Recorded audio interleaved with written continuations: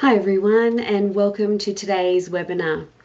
My name is Belle Flowers. I'm a wellness consultant with CBHS Health Fund. And in this webinar, The Anatomy of Stress, I'll be exploring with you how your mind is a powerful tool and how your thoughts influence your emotional well-being. But first, a disclaimer. All information in this presentation has been prepared by CBHS health professionals and is intended for general information purposes only.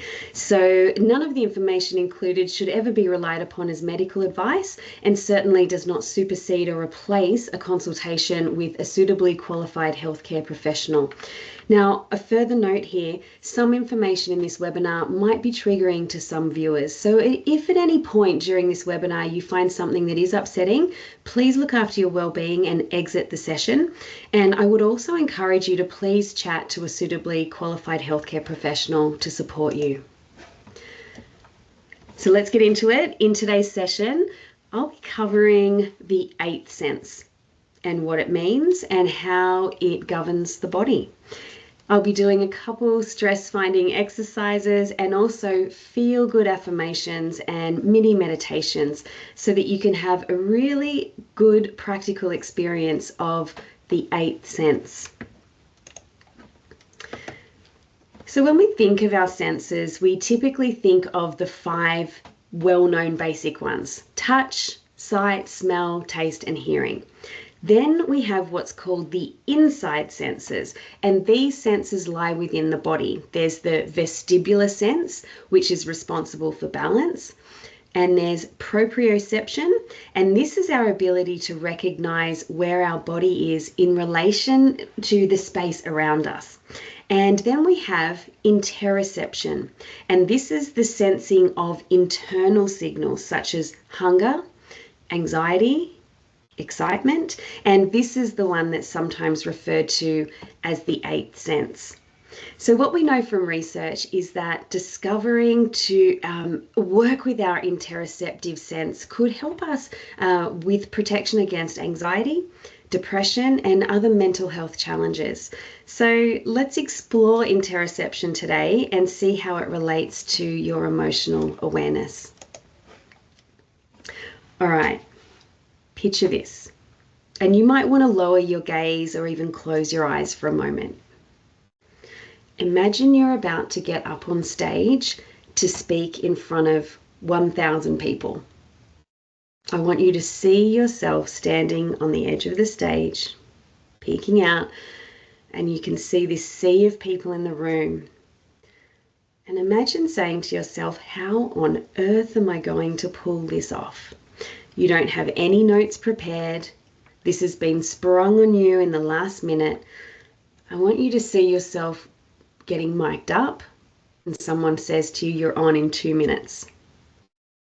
Then you walk out and all eyes in the room are staring at you, waiting for you to deliver something. How does that feel in your body? All right, open your eyes, come back to the room. Motivational speaker Tony Robbins once said, the mind is a powerful tool. The key is to use it, not let it use you. So hopefully we're shaking off that image that you had in your mind. But by understanding how your mind works, we can better respond to our body's needs, such as hunger, sleep, emotional regulation, and this in turn can lead to a much more happy and fulfilling life. Your body stores all of your past experiences, your memories, emotions, actions, reactions, even those that you may have suppressed. And it holds this awareness of everything you think and feel about situations and people. For instance, your body knows if you're afraid of heights, because you get that feeling, right? And it knows the difference in the feelings you have towards someone you know very well and someone who is a stranger. This bodily awareness is often called the felt sense, and it's a somatic experience that goes beyond what the mind alone can understand. Now, when I say somatic, that simply refers to related to the body. So in a way, the felt sense is a physical manifestation of your emotions that arises from a deeper connection between the mind and body. So butterflies in the stomach when you're excited or nervous, or that tightening in your chest or in your hands when you're upset. Now, some people will naturally connect well with this felt sense, and others have disconnected from it. And this could be a protective mechanism against pain or trauma, or it could be something that you just haven't ever been told about. So learning to reconnect with this profound part of our senses can actually really help us move towards healing and feeling more calm, connected, and happy. Interoception impacts our self-regulation, mental health, and social relationships. So it's a key role in our personal growth. I'm sure most of you listening have experienced feeling hangry and how that feels, or feeling irritable from not having enough sleep. So some of the best ways to strengthen interoception is through mindfulness activities. And you can access this through yoga or breathwork or meditation. I like the way felt sense is described. It's not a mental experience, it's a physical one. It's a bodily awareness of a situation, person, or event. So let's do a practical exercise now so you can start to get a better understanding of what I mean. If it's comfortable for you, I'm going to ask you to close your eyes. And if that's not so comfortable to close your eyes, then just simply lower your gaze to your lap or to the desk or wherever you happen to be. Take a deep breath in, deep breath out. And now I'd like you to take yourself back to a time when you felt frustrated. It could be at work, it could be at home, it could be when you're out driving. Just be as specific as possible. Just find one memory to work with when you felt frustrated. Be as detailed as possible. Notice the memory begin to take shape. Who is around you when you're feeling frustrated in this memory? Try not to overthink it. Just find one time you felt frustrated. Are you sitting or standing in this memory? What happened that caused you to become frustrated? And try not to get too carried away with the details of this memory. Just allow a little bit of this memory to come into your body now. Where do you feel that frustration? Is it above the navel or below the navel? How do you know it's there? How do you know it's in that part of the body where you feel frustration the most intensely? What does it feel like? Maybe it's tight. Maybe it's pressure. Maybe it's churning. Focus on that feeling in your body rather than the circumstances or rather than labeling it with other emotional words. And also, please remember that this is only occurring in your mind and then into your body as you recall the memory. Now, keeping your eyes closed if you can, take a deeper breath now. Breathe all the way out. And I want you to think of what the opposite of frustration is. It might be open, calm, free, at ease, happy. So just find whatever word works for you, the opposite of frustration. We're not trying to change anything in this memory at all. We're just now looking at what's the opposite to frustration. And I'd like you to find that one word that's the opposite and repeat that word over to yourself over and over again in your mind. And I'd like you to see yourself standing there in that new emotion of feeling at ease or free, happy, calm. Another deep breath in. And as you breathe out, open your eyes. Okay, so that was a little taster of something called cognitive reframing. Cognitive reframing is a technique used to shift your mindset. So you're able to look at a situation, a person, relationship from a different perspective. Now, it's something that you can do anytime you experience distorted thinking.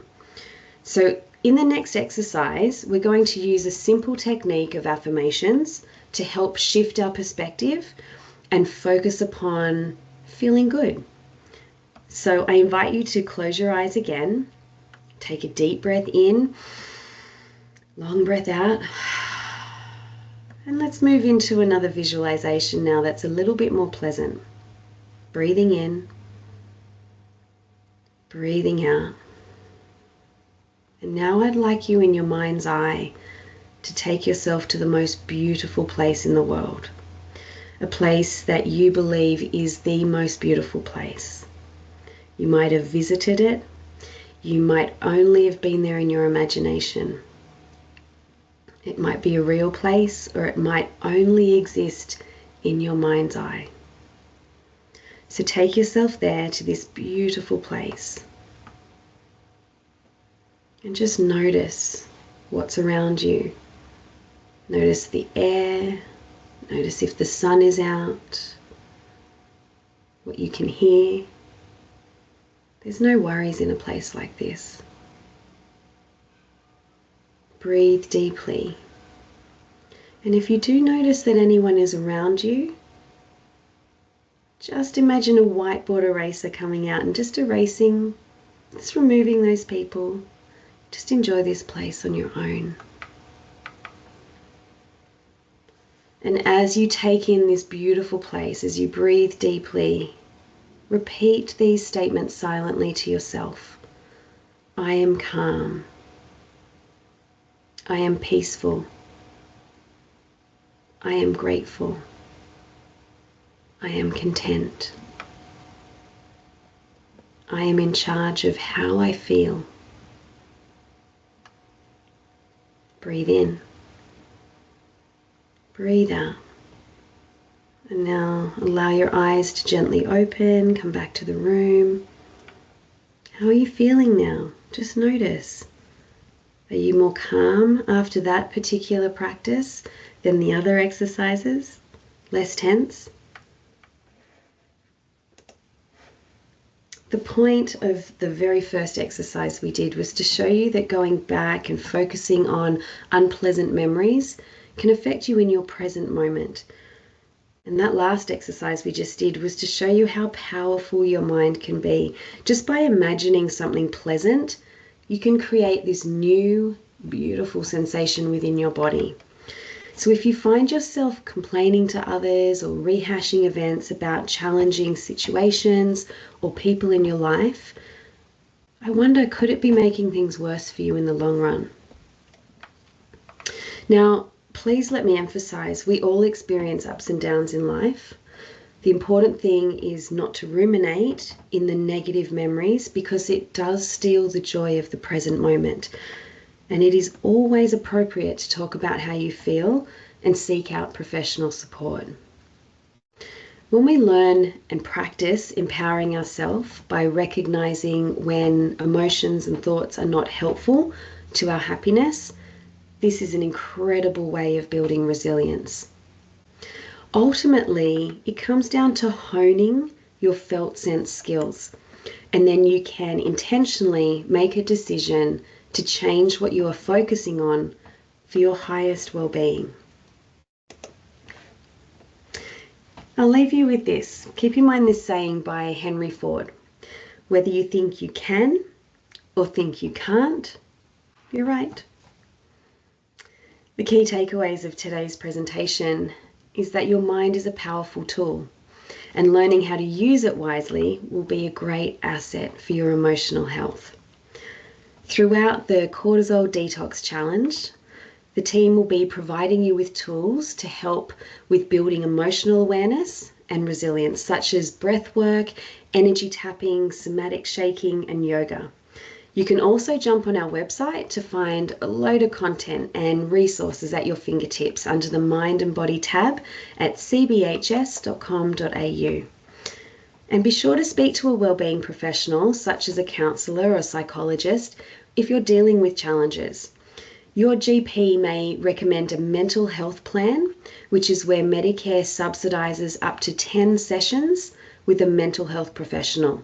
So depending on your level of cover, you could also claim for psychology services on your CBHS extras once you've used your Medicare sessions. Thank you so much for joining me today, and I hope you enjoy the rest of the challenge.